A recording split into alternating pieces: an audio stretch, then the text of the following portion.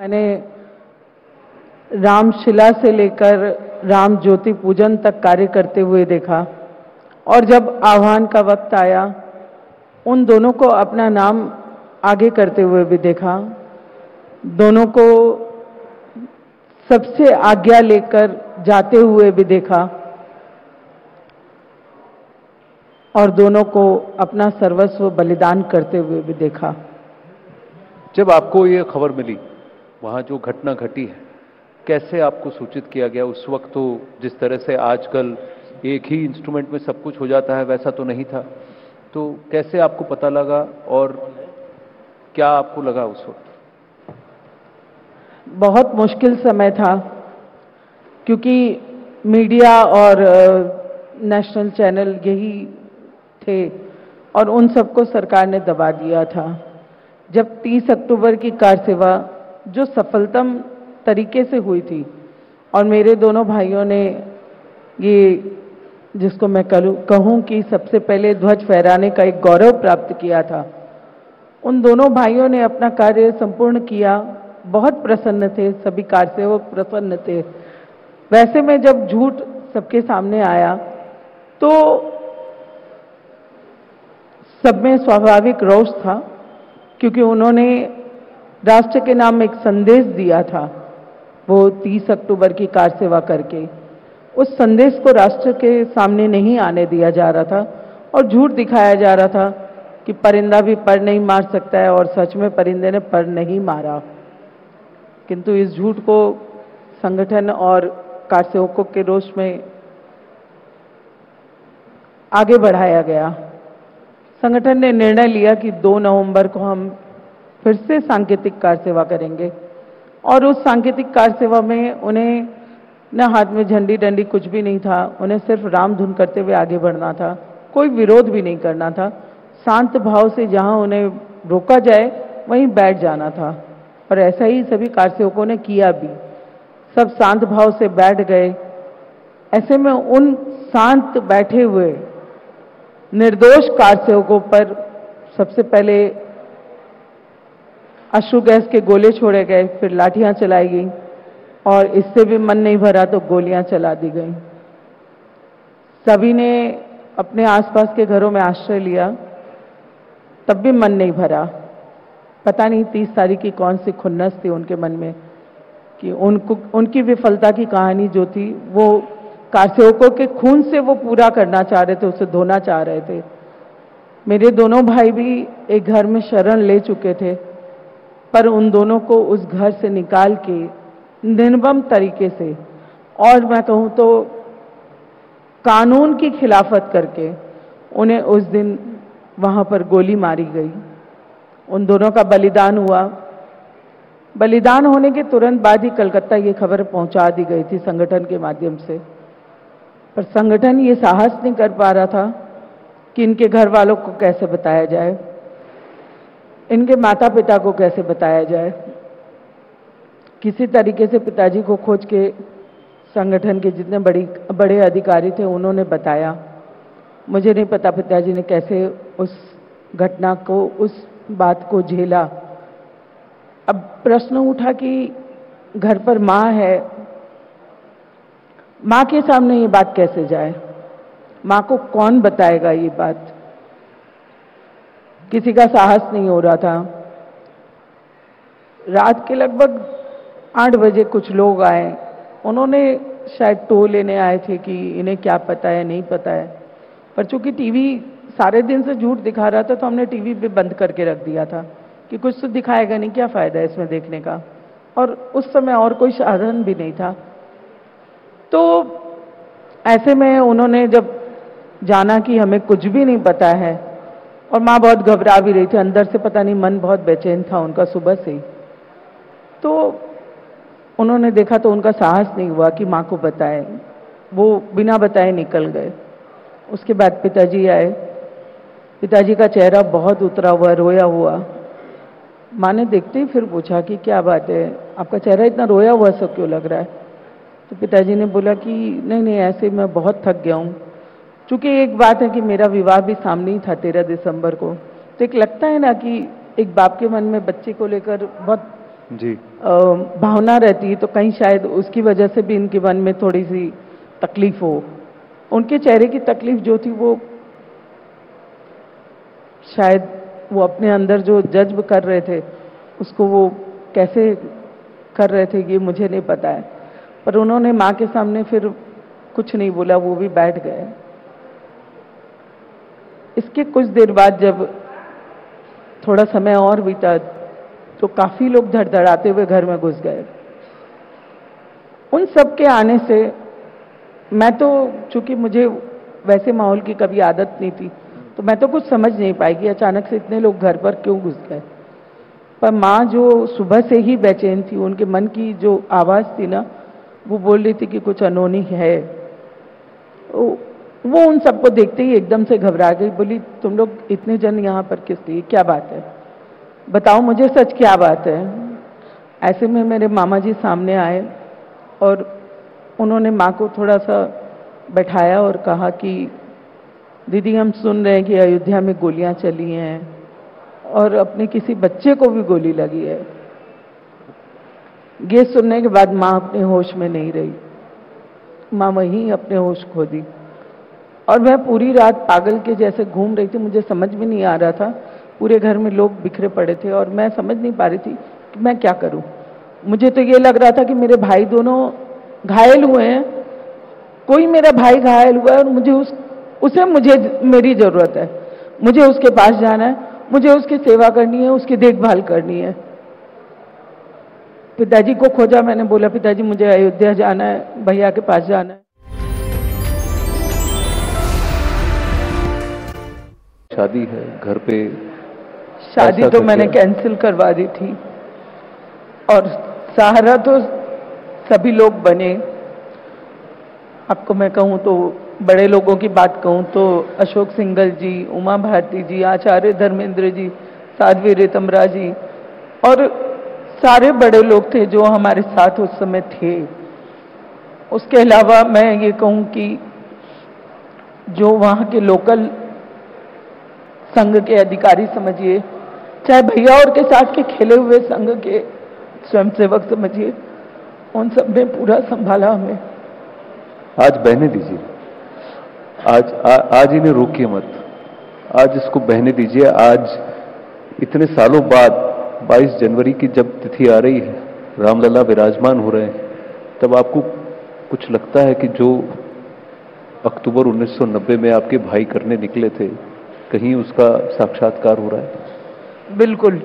आज आपके सामने दुख के आंसू तो है ही, किंतु मैं अंदर से बहुत ज्यादा खुश हूं और शायद कहीं ये दुख और सुख के मिले हुए ही आंसू है, क्योंकि 33 वर्ष की लंबी प्रतीक्षा के बाद आज भाइयों का बलिदान सार्थक हो रहा है और उन्हें देश भर से नहीं, मैं तो कहूंगी कि पूरे विदेशों से भी उन्हें जो सम्मान मिल रहा है, मैं सच कहूं तो कहीं ना कहीं अंतर्मन से मैं ईश्वर की बहुत आभारी हूं। सबसे पहले तो उन्होंने अपने राम काज के लिए इन्हें चुना और इन्हें अपने चरणों में स्थान दिया। बलिदान तो लाखों हुए, किंतु आज राम शरद का जो मान है, जो सम्मान है, वो देख के मन बहुत, जिसको बोलूं, गौरवान्वित महसूस करता है। मैं उनकी बहन हूं, मेरे लिए सबसे बड़े गर्व की बात है। इससे पहले कि मैं मोहन जी, पंकज जी और शिवशंकर जी से बात करूं, एक प्रश्न आपसे पूछना था कि अभी भी कुछ लोग हैं जो कहते हैं कि वो जो गोली चलाई उसको सही ठहराते हैं, कहते हैं संविधान की रक्षा करने के लिए हमें वो गोली चलानी थी। आप एक बात कहिए तो कानून की शिक्षा उन्होंने पाई है कि नहीं पाई है? अगर वो संविधान की बात करते हैं तो पहले कानून भी देखना चाहिए। निरीह निर्दोष जो कार सेवक राम धुन कर रहे थे, उनके सीने पर उनके सर पर गोली मारना, ये कौन सा कानूनन सही है? ये संविधान की बात करते हैं, संविधान अगर वो मानते भी हैं तो फिर कासेवकों पर, और वो भी राम धुन करते हुए लोगों पर गोली चलाने की बात कहां से आती है? आप माइक लेकर बोलिए। ये तो सीधी सीधी हत्या करना है। सामने खड़े हुए असहाय बच्चों को ऊपर गोली चला देना, ये कोई संविधान की रक्षा नहीं है, ये उन राम भक्तों की हत्या है जो कभी नहीं होनी चाहिए थी। जो कुछ बच्चे हैं, जो बलिदान हुए, उन्हीं के बलिदान का आज परिणाम है जो हम भगवान राम का भव्य मंदिर के आज दर्शन करेंगे, भगवान की प्राण प्रतिष्ठा करेंगे। बाकी जो बलिदान जिन लोगों ने दिया है, वास्तव में उसी का परिणाम हम सबके सामने आ जाया है। नहीं, कहीं ना कहीं पूर्णिमा जी, बहुत लोगों ने ये कहा है कि जो वहां आए थे वो सिर्फ गुंडे मवाली थे, ऐसे तत्व थे, अराजक तत्व थे जिन पर गोली चली तो क्या हो गया? क्या आपके भाई गुंडे थे, मवाली थे, अराजक तत्व थे? राम का नाम लेने वाले अगर गुंडे हैं तो मैं तो मतलब यही कहूंगी कि प्रभु उनको सद्बुद्धि दे, जो राम के नाम लेने वाले को गुंडे बता रहे हैं। हाँ, ये जरूर है कि उनके अपने पता नहीं क्या उनकी बुद्धि है, कैसे उन्होंने कैसे संस्कार पाए हैं, मुझे नहीं मालूम। हम राम के देश में हैं और राम हमारे पूर्वज हैं, तो राम का नाम अगर भारत देश में नहीं लिया जाएगा तो क्या मैं अफ्रीका में या वहाँ जाके लूँ? बल्कि आजकल मैं तो ये बोलूँगी कि सारे विश्व में ही राम का नाम गूंज रहा है। सभी आज भारत देश की तरफ देख रहे हैं और ये जो राम जन्मभूमि पर भव्य मंदिर की प्राण प्रतिष्ठा होने जा रही है, आज सारा विश्व उस तरफ देख रहा है। आप जानते हैं ना, वो न्यूयॉर्क में जो मुझे याद नहीं आ रहा है क्या, टाइम्स स्क्वायर, वहां पे राम मंदिर का भव्य उद्घाटन जो है वो पूरा लाइव दिखाया जाएगा। इससे बड़ी बात हम कुछ और मान सकते हैं? न्यूयॉर्क में जहां पर हिंदू कितने होंगे, गिने चुने होंगे, उसे देखने वाले बाकी विदेशी भी होंगे ना। तो राम का नाम लेना अगर अराजकता है तो हम तो बार बार लेंगे। आप फिर गोली चला दो, हम फिर गोली खाने के लिए तैयार है। अगर राम का नाम लेने से गोली चलती है तो हम फिर खाने को तैयार है। आपको अपमानित होना पड़ा, उसके बाद घटना घटी, अभी तो सम्मान मिल रहा है, पर समाज ने कभी आपको तकलीफ दी, कभी आपको कहा? नहीं, समाज ने और इस देश ने कभी नहीं कोई तकलीफ दी। ये कुछ राजनीतिक लोग हैं जिन्हें ये सब बातें समझ में आती नहीं है, वो ऐसे राम भक्तों का भी अपमान कर देते हैं। ये मैंने, अब मैं क्या बताऊं, देवता और राक्षस दो तरह के हमेशा रहे हैं। आप अच्छाई है तो बुराई भी है, तो ऐसे में ये हो सकता है कि राम का नाम लेने वाले तो देखिए देवगण माने जाएंगे, और ये हो सकता है कि राक्षस गण के लोग हों, तो इन्हें तो राम का नाम लेने से परहेज होगा ही। अभी हमारे साथ मोहन जी भी हैं, पंकज जी भी हैं, शिव शंकर जी भी हैं और पूर्णिमा जी भी हैं। आप नाम में ही देखिए कहीं ना कहीं देवत्व रामत्व है। पर मोहन जी, मैं आपसे जानना चाहता हूं, ये अक्टूबर 1990 का सत्य क्या है? 30 अक्टूबर 1990 का सत्य क्या है? पूर्णिमा जी ने कहा जो दिखाया गया झूठ था, तो सत्य क्या है? वास्तव में, थोड़ा माइक अपने हाथ पास में रखिएगा। हाँ जी। वास्तव में पूरा संघ परिवार और हिंदूवादी सारे संगठन देश के राम जन्मभूमि के आंदोलन में लग रहे थे। पहली बार कार सेवा को 30 अक्टूबर को बुलाया था, तब मुलायम सिंह जी का शासन था और उन्होंने घोषणा कर दी थी कि वहां परिंदा भी पर नहीं मार सकता है, और वो उस संविधान की रक्षा कर रहे थे जिसके प्रथम पृष्ठ पर ही प्रभु श्री राम अंकित हैं। कौन से संविधान की अभी बात हो रही थी आनंद जी? कि जिस संविधान की वो रक्षा कर रहे थे ना, उस संविधान के प्रथम पृष्ठ पर रामचंद्र जी छपे हैं। गांधी जी से पूछा गया, आप देश की आजादी के लिए आंदोलन कर रहे हैं तो क्या करना चाहते हैं, अंग्रेजों से क्या तकलीफ है? बोले नहीं, हम अपने देश में राम राज्य लाना चाहते हैं। और मेरी बहन, वो भी स्वयंसेवक थे, शरद और राम। हम स्वयंसेवकों की कुछ मिट्टी अलग ही बन जाती है, बलिदानों से कतराते नहीं, घबराते नहीं। बंधुओं, राम और शरद की बहन के आंखों के आंसू और न जाने कितनी बहनों के आंखों के आंसू ने हमें ये आनंद का क्षण दिखाया है। मैं उस मोर्चे पर था जिस मोर्चे पर ये आज कोठारी बंधुओं कि बहन बैठी है, मेरी बहन भी बैठी हो सकती थी, क्योंकि प्रत्यक्ष में 30 अक्टूबर को कार सेवा के लिए बुलाया था।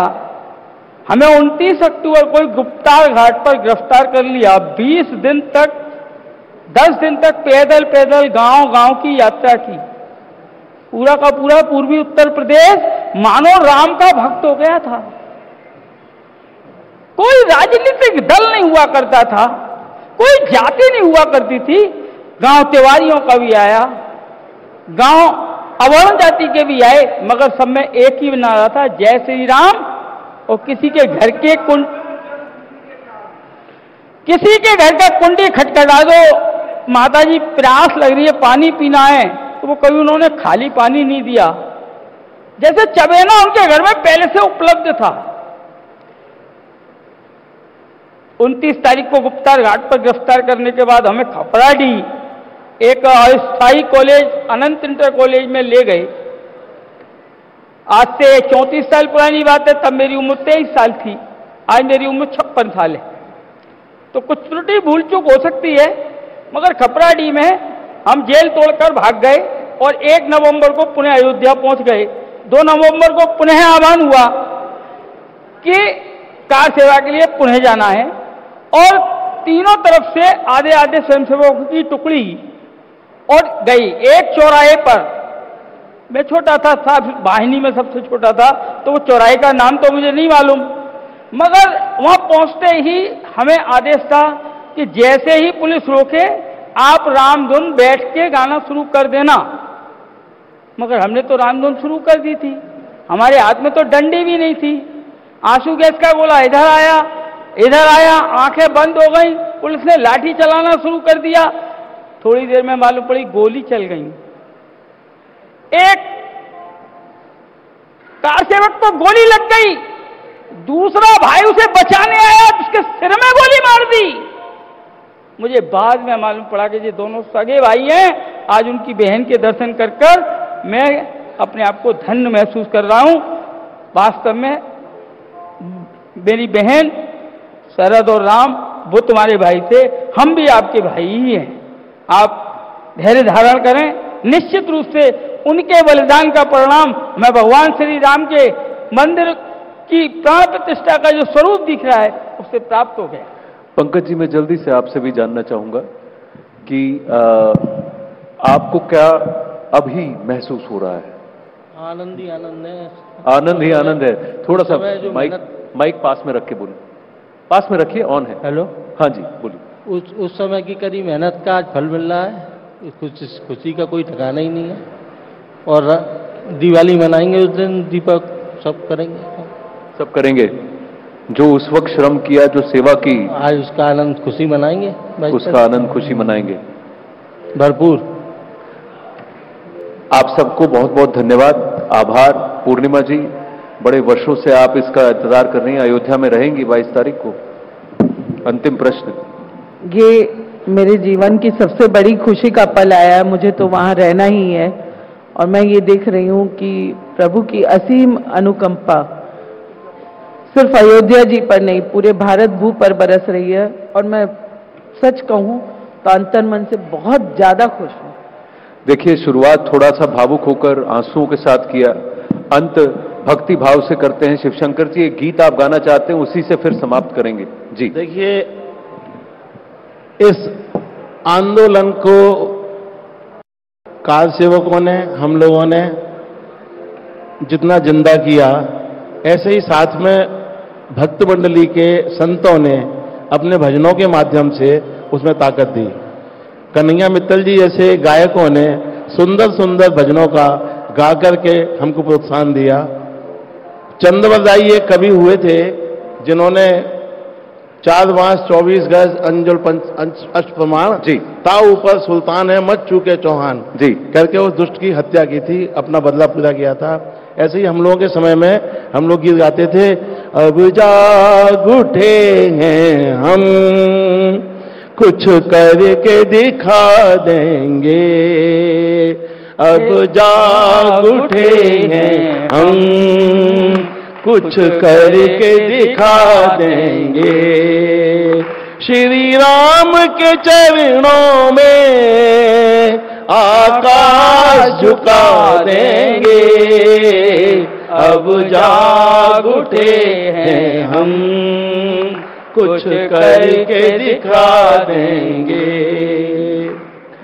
वाह, राम युग में राम चेतना सब में जाग जाए और हम सब अपने देश के लिए कुछ कर जाएं, इसी प्रार्थना के साथ आप सबको बहुत बहुत धन्यवाद, बहुत बहुत धन्यवाद। हमने बड़ी दृष्टता की है कन्हैया जी आपके सामने गा के। बने रहें क्योंकि न्यूज़ 18 आपको सम्मानित करना चाहता है और इसके लिए मैं इनवाइट करना चाहूंगी अमन चोपड़ा जी को, सीनियर एडिटर न्यूज़ 18, मंच पर आएं और हमारे सभी मेहमानों का धन्यवाद करें, उन्हें सम्मानित करें।